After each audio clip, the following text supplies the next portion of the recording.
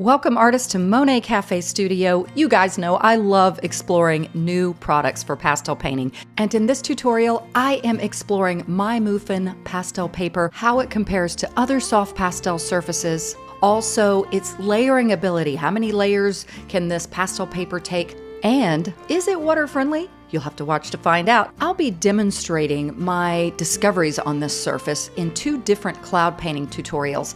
In the second tutorial, I'll talk about the blending techniques, what I found that worked and what I found that didn't work. So grab yourself a cup of coffee, come on into the studio, and let's explore the pros and cons of this pastel painting surface.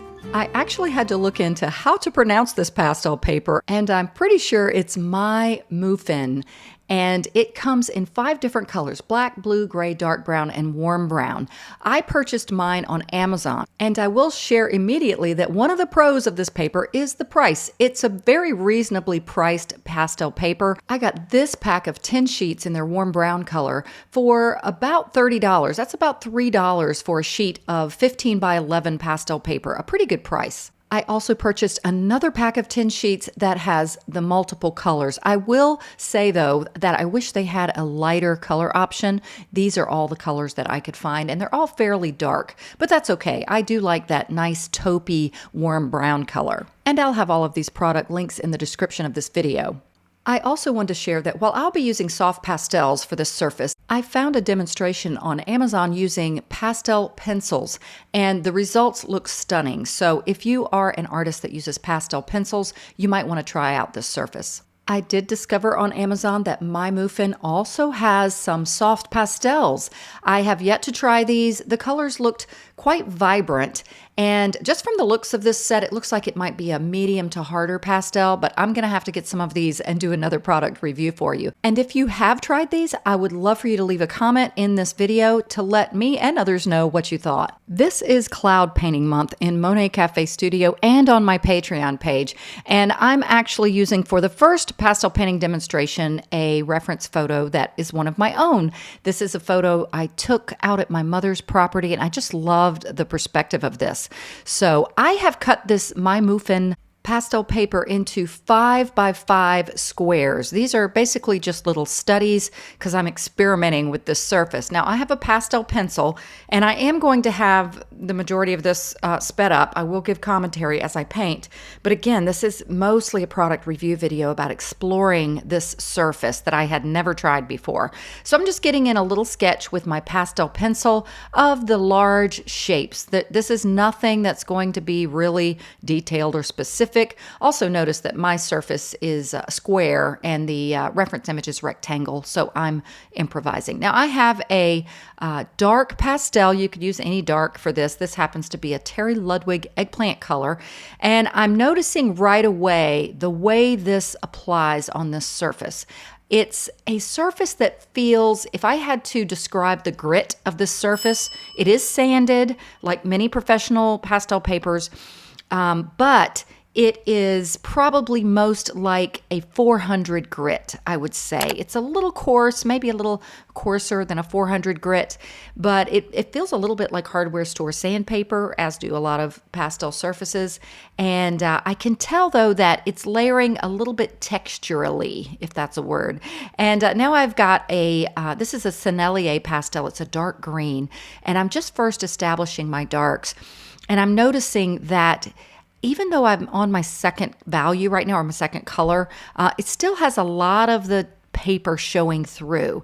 Now, this is pretty common with a lot of soft pastel surfaces, but after a few layers, they usually start to blend together. So I'm kind of just taking my time and seeing how the layers will blend once I have more colors laid down. In the reference image, I really liked the low angle or perspective. I was literally kneeling down at the foot of this hill, and I liked how you could just barely over the hill see a few of the distant trees peeking through, and they were quite dark. Most vertical elements in a landscape are going to be your darkest elements in a scene, and that would be like trees are going to be a darker value. So now this is just the typical procedure of pastel paintings that it looks a little awkward for a while. I call it the teenage stage where things aren't really, gelling together yet and things are just a little bit clumsy. So don't worry if that's how your paintings start out. And this phase is called the blocking in phase. I am not trying to get detail in any specific area. I'm wanting to cover the surface with the basic colors and values that are in this scene. Now, you might be quite surprised at my choice of this color. I believe that might also be a Terry Ludwig pastel. And it's because normally you would think, oh, why didn't she just paint that cloud white? And the reason is I'm going to use white for my final highlights. And there are some values in that cloud that are underneath, more in shadow. And we typically work in soft pastel by painting dark to light. We put our darkest values that you see in that object down first, and then we gradually layer the lighter values. Now, the sky was a very beautiful bluish color, but it got more turquoise down towards the horizon line. That is pretty typical for how skies are in daytime. Up higher, think of it this way, this always helps me. Way up high in space, it's cooler, right? You come down to the earth, it gets warmer, and come down closer to the sun, it gets warmer. Well, the sky in a landscape painting, in a daytime landscape painting, works the same. We've got our sun down, usually lower in the horizon, and that's why the colors get warmer. Turquoise is a warmer blue. And I'm noticing, though, can you see there's like little texture as I'm layering, almost as if you're familiar with Canson Mitante's unsanded paper, it was kind of that feeling I was getting. So I'm already thinking, okay, I'm going to have to do some blending here unless these pastels really do start to blend together. So now I've sped it up, as you can see, a little bit, and I'm still blocking in. I'm working in the larger areas, and I'm just trying to get things covered. Here I decided to layer some of a more yellowy green on top of some of the previous greens. And I think with enough layers, it would eventually start to blend a little more. I decided to go ahead and get a little bit more of that shadowy color in the cloud and work in a little bit of those lighter values. But before that, I thought, you know what? This isn't blending the way I thought. I had read that this surface is water friendly. So this is just water and a brush, and I have a paper towel just to control the flow of water. So this was my attempt at seeing, okay, is it water friendly? And is this going to blend things a little better so I'm not seeing so much of that surface showing through? And as you can see, it is softening those colors and making it a little bit more like paint. I always say that. That's what happens when you wet pastels. You liquefy them, literally turn them into paint. Sometimes I use water, sometimes I use alcohol.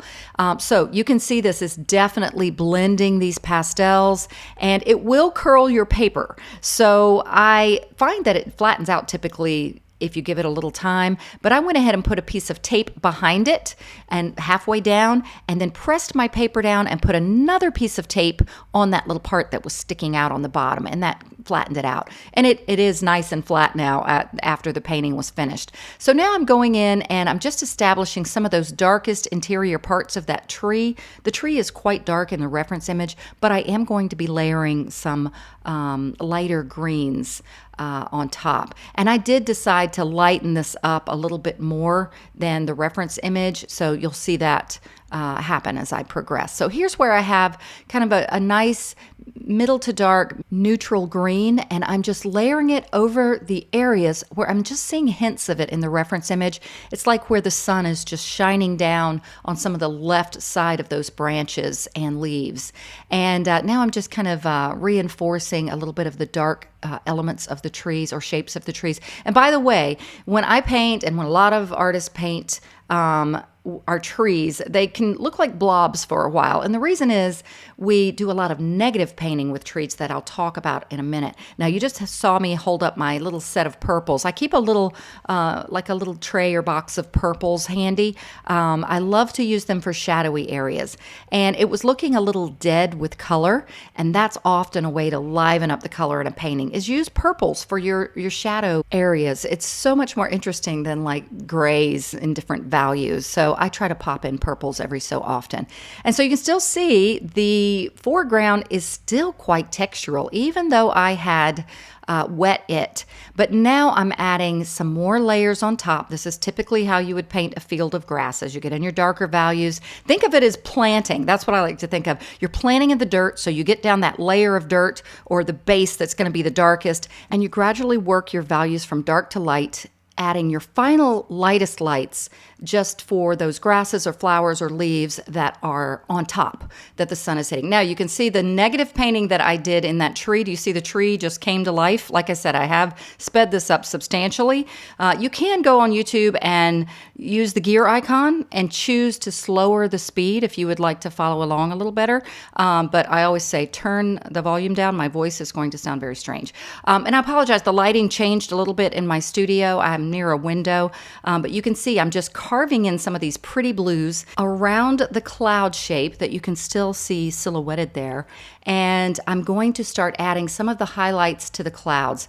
And I'm just literally using the reference image as a guide and adding the highlights or the lightest values where I see them. This is what's going to give this cloud that three-dimensional feel.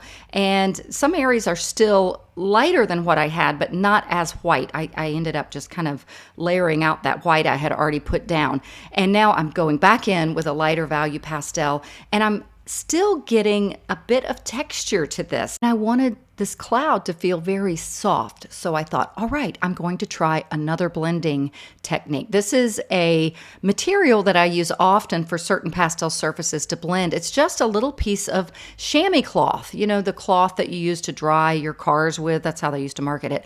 And I cut it up into little squares. I got a huge sheet at the dollar store one day. I'm still using that large sheet. I just cut it into little squares, and I use a little corner to blend, and I'll turn the little chamois cloth square when I need to move to a separate color. And it did soften up those colors a little bit, but it kind of blended them all together again. So I need to go back in and reinforce some of the light values again. So this painting felt like a kind of like a constant ebb and flow of combating some of the texture. But I did find that the more layers you added, it did tend to blend things a little bit better together. And now I'm just kind of carving in negatively into this cloud shape, very similarly to how I did with the tree.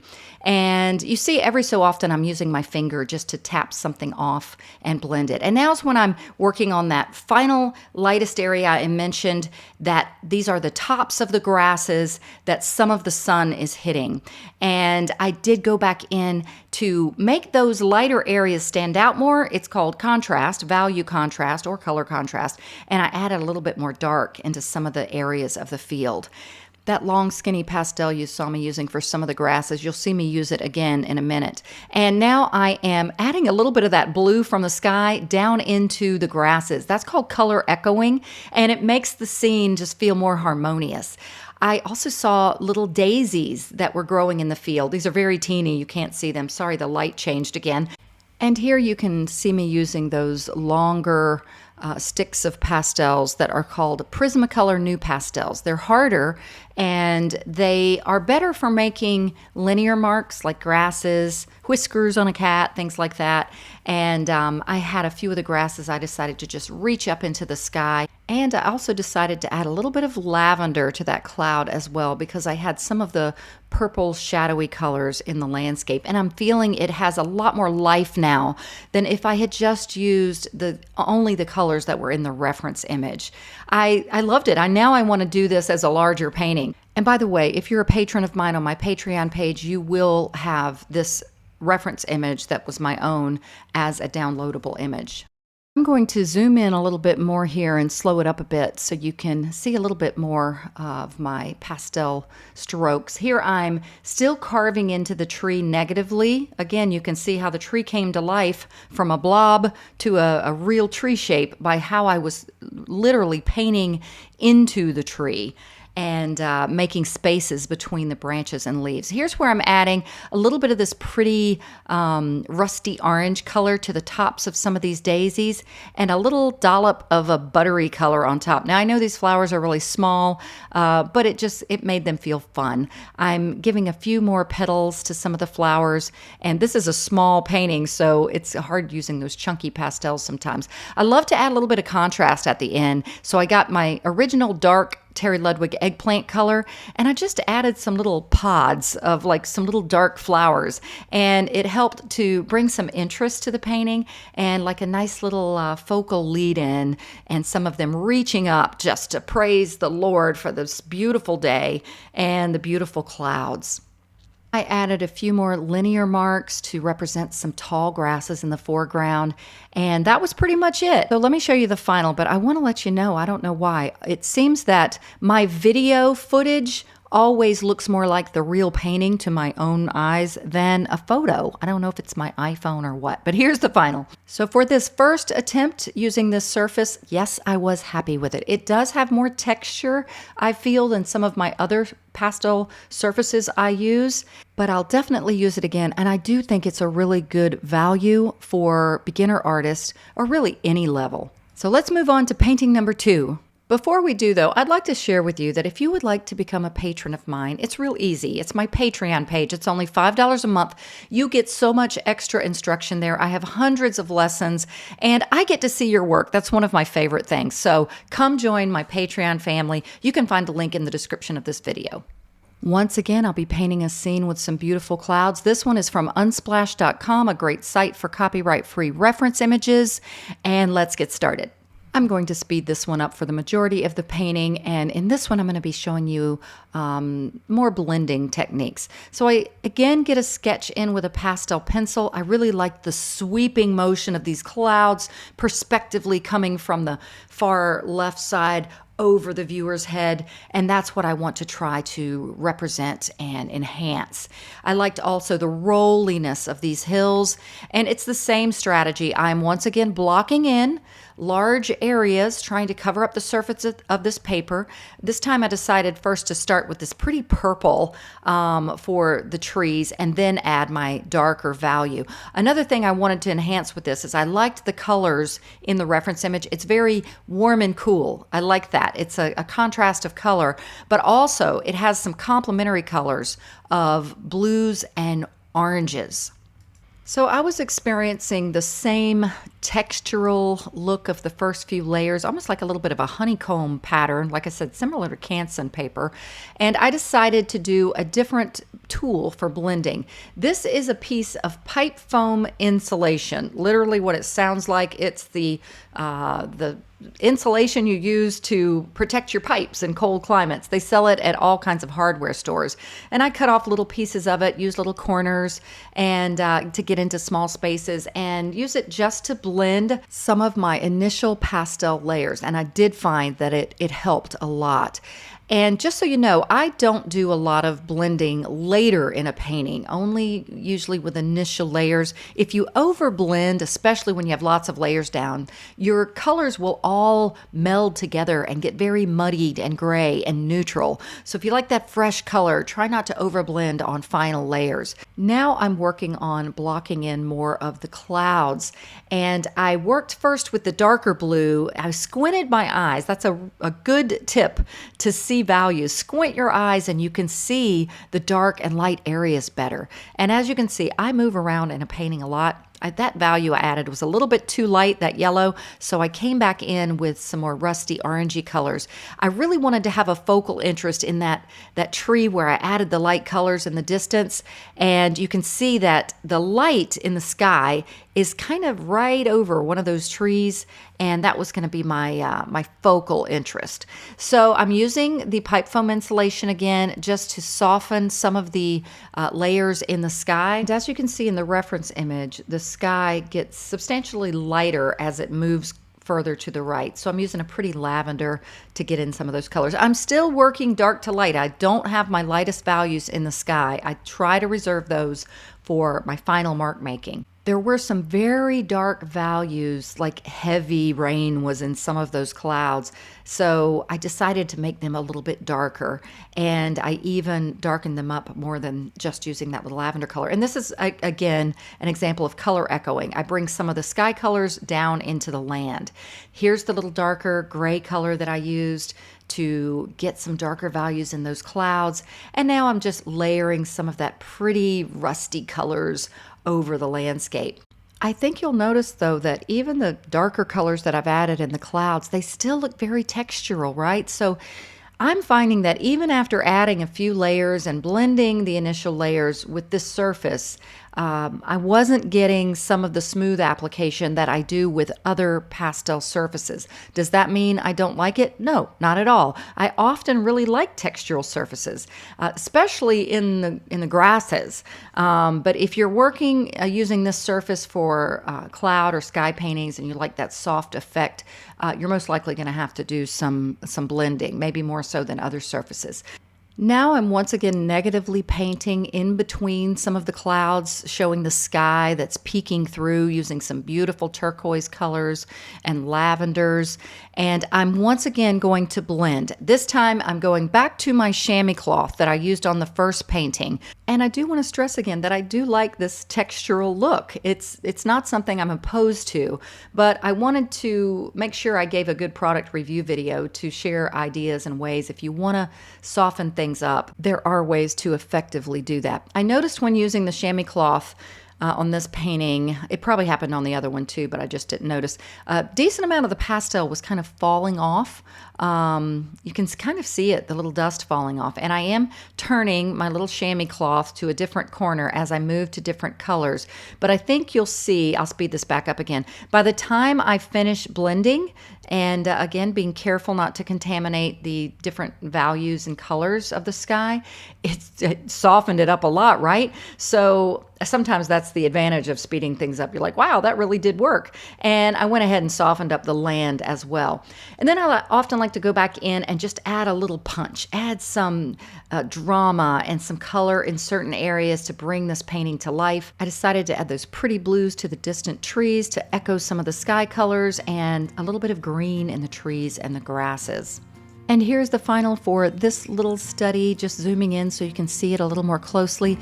Did I like this surface? Yes, I do. Is it my favorite? No, not really, but I'll definitely use it again, and I think I'll learn more the more that I use it. I'd love to get your feedback in the comments section, especially if you've used this paper before. And if you're a patron of mine, you know I'm looking forward to seeing your recreations. Thank you so much for joining me in today's lesson. I hope it blessed you, and it would bless me if you would consider subscribing to my channel, liking this video, and if you would like extra content or just to support Monet Cafe, consider becoming a patron of mine on my Patreon page.